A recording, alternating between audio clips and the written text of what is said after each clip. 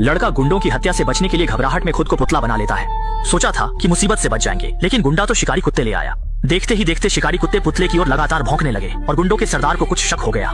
जब वह पास आया, एक नजर में ही उसने पुतले के अंदर छुपा एक डर से सहमा चेहरा देख लिया। लेकिन यह देखकर भी वह लड़के की पोल नहीं खोलता, बल्कि एक शरारती मुस्कान के साथ पीछे हटता है। फिर वह अपने 3 साथियों को इशारा करता है और वे सभी पुतले पर गोलियां बरसाने लगते हैं। लगातार गोलियों की बौछार में पुतला बना लड़का छलनी हो जाता है।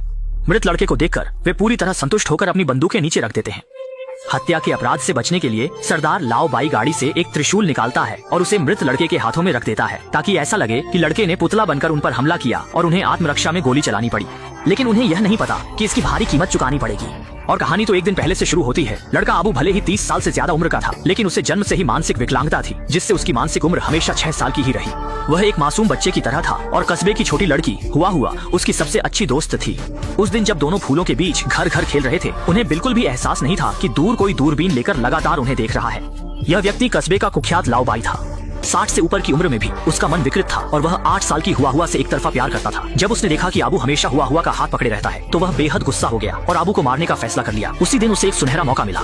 जब थके हुए आबू और हुआ घर लौटने ही वाले थे, तभी उन्होंने देखा कि एक घर के आंगन में कई सुंदर चीनी मिट्टी की गुड़िया सजी हुई थी। जब उसने देखा कि लकड़ी का तख्ता आसानी से हटाया जा सकता है, तो शरारती हुआ ने तुरंत आबू को पकड़कर उसके साथ अंदर घुसकर खेलने की जिद की। हालांकि आबू की बुद्धि ज्यादा नहीं थी, लेकिन उसे अच्छे से पता था कि यह गैरकानूनी तरीके से किसी के घर में घुसना है, इसलिए उसने हुआ का प्रस्ताव ठुकरा दिया। लेकिन हुआ नहीं मानी और अंदर घुस गई। लेकिन जैसे ही वह खेल में मग्न थी, घर का खतरनाक कुत्ता उस पर झपट पड़ा। यह देखकर आबू को लकड़ी तोड़कर लड़की को बचाना पड़ा, लेकिन तब तक बहुत देर हो चुकी थी। जब तक वह लड़की को बचा पाया, कुत्ते ने उसे बुरी तरह काट लिया था और वह बेहोश हो गई थी। जब लड़की की मां ने यह देखा, तो वह चीख पड़ी और बिना जाने समझे उसने सोचा कि आबू ने उसकी बेटी को चोट पहुंचाई है। जब लाओ बाई को यह खबर मिली, उसने सोचा कि आबू ने हुआ को मार डाला है। गुस्से में आकर उसने अपनी बंदूक ली, अपने 3 साथियों को बुलाया, 2 शिकारी कुत्ते लिए और आबू का पीछा करने निकल पड़ा। घबराया हुआ आबू लड़खड़ाता हुआ घर भागा, अपनी मां की शरण लेने के लिए। मां ने पूरी बात सुनने के बाद तुरंत आबू को दिलासा दिया कि डरना नहीं है और उसे जल्दी से कहीं छिप जाने को कहा, जबकि वह खुद गुंडों को रोकने की कोशिश करेगी। जल्द ही लाओ बाई और उसके साथी गाड़ी से आ पहुंचे। आबू की मां ने उन सभी को सख्ती से डांटा और कहा कि उसका बेटा कभी किसी को नुकसान नहीं पहुंचा सकता, लेकिन वे लोग उसकी बात पर बिल्कुल भी विश्वास नहीं करते।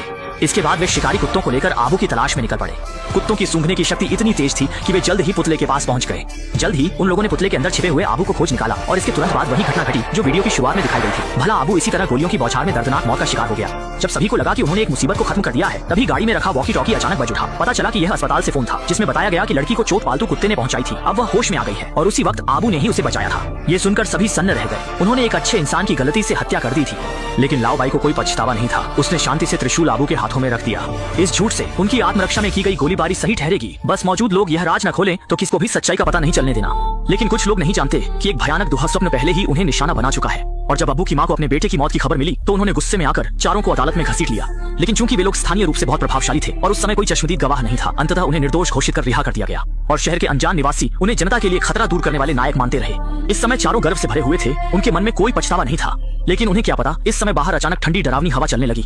अब्बू, जो अन्यायपूर्ण तरीके से मारा गया था, अब बदला लेने वाला था और सबसे पहले निशाने पर था सामने खड़ा यह गुंडा जिसका नाम होठ था। उसने अचानक देखा कि उसके खेत में बिना किसी कारण के एक पुतला खड़ा हो गया था और यह पुतला बिल्कुल उसी जैसा था जैसा पहले था।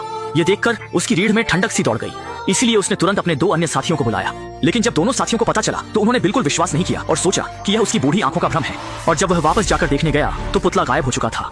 लगता है कि वह वास्तव में उसका भ्रम था। लेकिन जब वह घर लौटकर सोने की तैयारी कर रहा था, तो गोदाम की तरफ से कुछ आवाजें आईं। उसने सोचा कि घर में कोई चोर घुस आया है, लेकिन जब वह गोदाम में गया तो वहाँ कोई नहीं था। जब वह चारों ओर खोज रहा था, तो अचानक उसके सिर पर बहुत सारा भूसा गिरा। उसने सोचा कि चोर ऊपर की मंजिल पर छिपा है, इसलिए वह सीढ़ियों से ऊपर चढ़ गया, लेकिन वहाँ भी कोई नहीं था। जब वह पूरी तरह से भ्रमित था, तो नीचे की पॉलिशिंग मशीन अचानक चालू हो गई। इससे वह इतना डर गया कि उसका पैर फिसल गया और वह लगभग पॉलिशिंग मशीन में गिर गया। सौभाग्य से उसने समय पर ऊपर के लैंप को पकड़ लिया, लेकिन यह केवल कुछ ही समय तक चला। अंततः वह पॉलिशिंग मशीन में गिर गया और मशीन ने उसे टुकड़े टुकड़े कर दिया। जल्द ही होठ की मौत की खबर बाकी तीनों के कानों तक पहुंच गई। 2 साथी तुरंत डर गए। उन्होंने सोचा कि मरा हुआ अबू बदला लेने के लिए वापस आ गया है, लेकिन ओल्ड वाइट ऐसा नहीं मानता था। नास्तिक होने के नाते वह ऐसी बातों पर विश्वास नहीं करता था। वह निश्चित था कि यह अबू की मां का काम है और उसने 2 साथियों को अत्यधिक सावधानी बरतने की चेतावनी दी। बॉस की बात सुनकर दोनों ने भी मान लिया कि यह सब बूढ़ी औरत का किया धरा है। लेकिन उसी दिन जब बड़ा मोटा काम कर रहा था तो उसने अचानक देखा कि दूर खेत के बीच में बिना किसी कारण के वही पुराना पुतला खड़ा हो गया था। अविश्वसनीय रूप से वह तुरंत पास गया और देखा कि पुतले पर गोलियों के निशान भी उसी तरह के थे जैसे पहले थे। वह तुरंत ही गहराई से सोचकर डर गया, इसलिए उसने तुरंत ओल्ड व्हाइट और दोनों को बुला लिया कि आकर देखें। लेकिन जब दोनों वहां पहुंचे तो उन्होंने काफी देर तक खोजा, लेकिन पुतले का कोई निशान नहीं मिला। ओल्ड व्हाइट ने सोचा कि वह पुतला निश्चित रूप से अबू की मां ने रखा था, जानबूझकर इस तरह की अजीब चीजें करके उन्हें डराने या शर्मिंदा करने के लिए, ताकि वे खुद जाकर आत्मसमर्पण कर दें। यह सोचकर ओल्ड व्हाइट ने पहले हमला करने का फैसला किया और रात के अंधेरे में चुपके से अबू के घर में घुस गया और उसकी मां को अपने हाथों से दबाकर मार डाला। ताकि वह कोई सबूत न छोड़े, उसने गैस का वाल्व खोल दिया। गैस पूरे घर में फैल गई और चिमनी में आग ने एक बड़ा विस्फोट कर दिया। अगले दिन जब पुलिस दुर्घटना स्थल पर पहुंची तो उन्होंने पाया कि गैस का वाल्व खुला हुआ था, इसलिए उन्होंने इसे एक हादसा मानकर मामला बंद कर दिया। बाकी तीनों ने सोचा कि अब्बू की मां की मौत के बाद वे चैन की नींद सो सकते हैं, लेकिन उन्हें क्या पता यह केवल उनकी एक तरफा सोच थी। अजीब घटनाएं फिर से होने लगी। आदमी ने अचानक देखा कि सुअर के बाड़े में सुअर बिना किसी कारण के बेचैन हो गए थे, जैसे कि उन्हें किसी चीज से डराया गया हो। लेकिन इससे पहले कि वह कुछ समझ पाता, उसके पीछे से अचानक खांसी की आवाज आई। जब उसने ध्यान से देखा तो उसने पाया कि कमरे में एक काली छाया थी जो शायद इस दुनिया की नहीं थी। वह तुरंत डर के मारे पसीने पसीने हो गया और घबराहट में अनाज के भंडारण के टैंक में छिप गया और दरवाजा मजबूती से बंद कर लिया।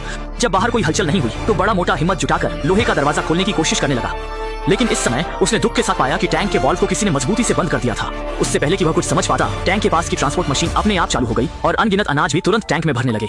नीचे का आदमी भागना चाहता था, लेकिन उसके पास भागने का कोई रास्ता नहीं था। अनाज के लगातार साइलों में प्रवाहित होने के साथ दापांग अंततः जीवित दफन हो गया। जैसे ही दापांग की सांस पूरी तरह से रुक गई और वह मर गया, बाहर की मशीन भी अजीब तरह से रुक गई। जल्द ही यह खबर दूसरे दो गुंडों के कानों तक पहुंच गई। इस समय आखिरी गुंडा डर से कांप रहा था। उसे लगा कि अन्यायपूर्वक मारे गए अबू बदला लेने के लिए वापस आ गए हैं। डरा हुआ वह तुरंत आत्मसमर्पण करना चाहता था, लेकिन लाओ बाई ने इसका जोरदार विरोध किया। उसका मानना था कि अन्यायपूर्वक मारे गए आत्माओं द्वारा बदला लेने जैसी कोई चीज नहीं होती, इसलिए उसे लगा कि अब्बू मरा नहीं था बल्कि छिपकर बदला ले रहा था। अपने संदेह की पुष्टि करने के लिए दोनों तुरंत अपने हथियार लेकर कब्रिस्तान पहुंचे और रात में ही कब्र खोदने लगे। 2 घंटे की खुदाई के बाद वे अंततः अब्बू के ताबूत तक पहुंचे। लेकिन जब छोटे गुंडे ने ताबूत का ढक्कन खोला तो उसने देखा कि अब्बू का पूरा शरीर सड़ चुका था और वह ताबूत में पड़ा था।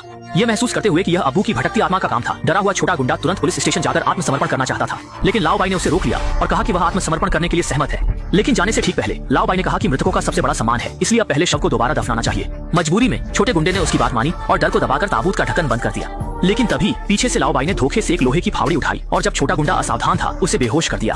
दरअसल लाओ बाई ने कभी भी आत्मसमर्पण करने का इरादा नहीं रखा था और जेल में जीवन बिताने से बचने के लिए उसने हत्या करके मुंह बंद करने का फैसला किया।